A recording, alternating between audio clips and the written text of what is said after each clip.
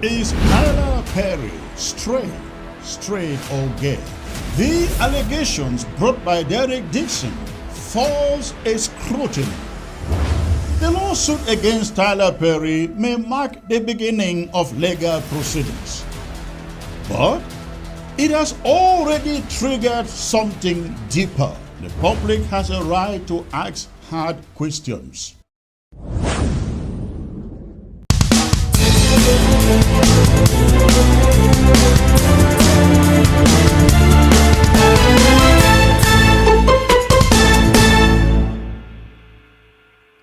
Hello and welcome to American Files. I am Chris Ano. Is Tyler Perry straight or gay? This is the subject of this episode of The File. On June 13, 2025, the entertainment world was shaken by a startling accusation. Tyler Perry, the legendary filmmaker, was sued $260 million in a sexual assault and harassment case brought forward by actor Derek Dixon. According to court documents and reported text messages, Dixon claims Perry used his industry power to solicit sex, send explicit messages, and even forcibly groped him during a stay at Perry's own mansion. Dixon alleged that Perry would appear in his bedroom late at night and make inappropriate advances. In one instance, he claims, Perry climbed into bed with him, groped his genitals, and refused to take no for an answer. Most damning were the text messages, if authentic, where Perry allegedly texted, "What is it going to take for you to have guiltless sex?" End of quote, and hinted that Dixon's character in Ruthless could be written off if he didn't comply. These accusations, while yet to be litigated or proven in court, ignite a firestorm far beyond the rims of Hollywood. They strike at the heart of Tyler Perry's dual identity as a media mogul who built an empire around African-American family values, and as a self-proclaimed Christian known for his religious philanthropy and affiliations with figures like Bishop T.D. Jakes. For decades, ladies and gentlemen, whispers about Tyler Perry's sexuality have swirled around Hollywood and religious communities alike. Publicly, he has remained evasive on the topic.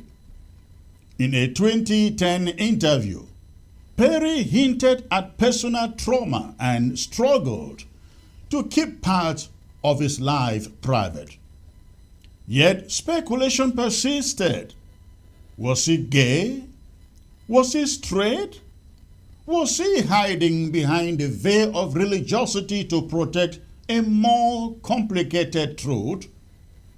Until now, many had given him the benefit of the doubt, in large part due to his vocal Christianity.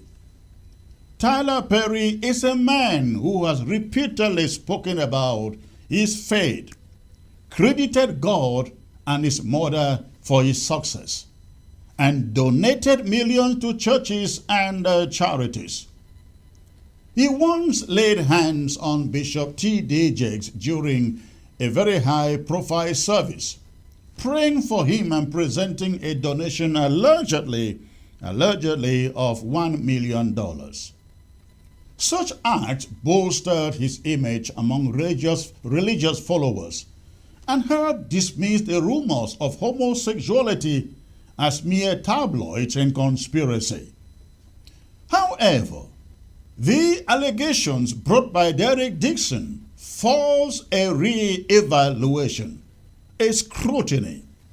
If true, they don't just affirm Perry's sexuality, They redefine the motivations behind much of his creative work, his movies and films. Perry's catalog of work includes numerous depictions of gay relationships, and intense same-sex encounters. From the haves and the have-nots, to if loving you is wrong, to the over and ruthless. Homosexuality isn't a side plot in his films and series. It is often central. Christian audiences question why a man who prefers strong religious convictions included such explicit content in his films.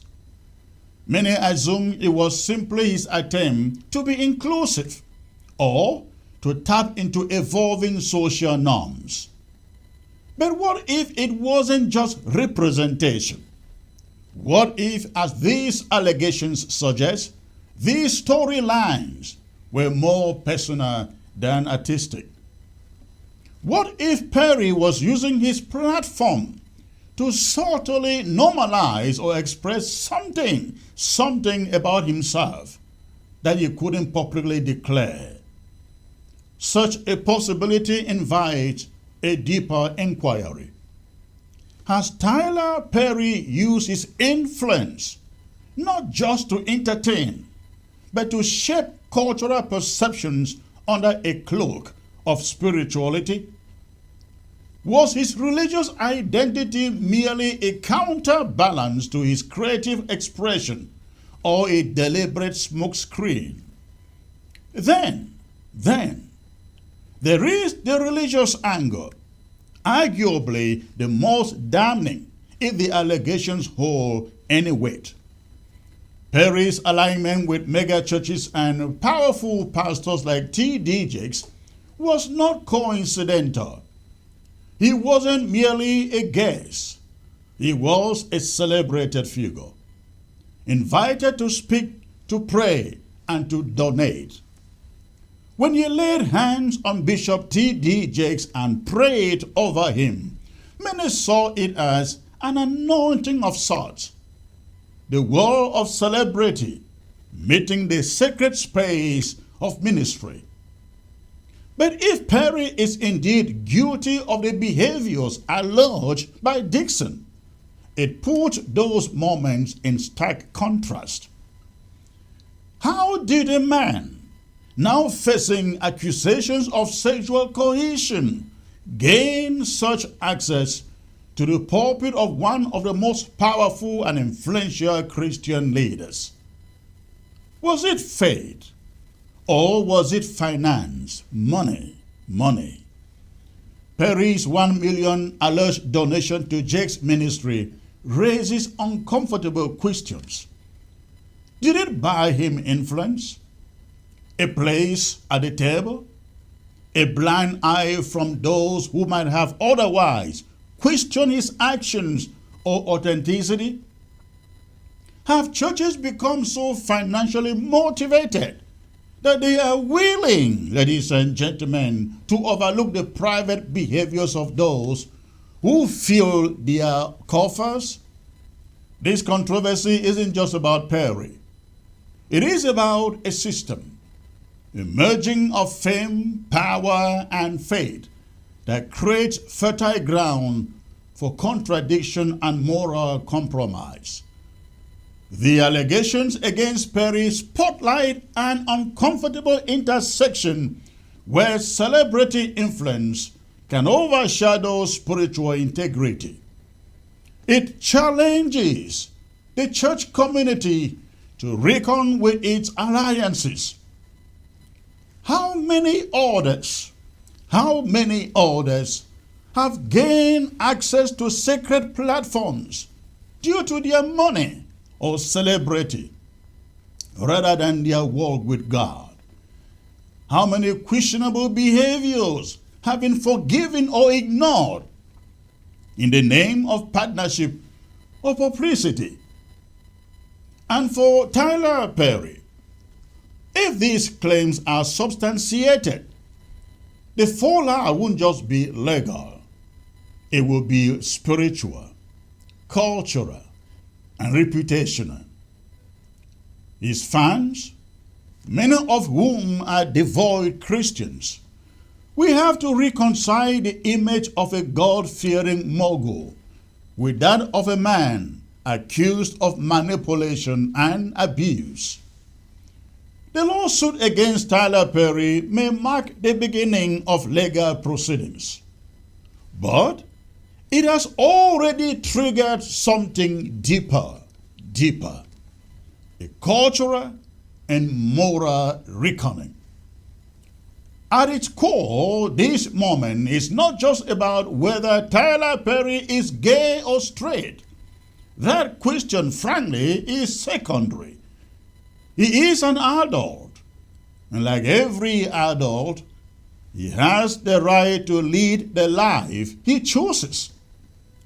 His sexual orientation is a private matter, not a public indictment.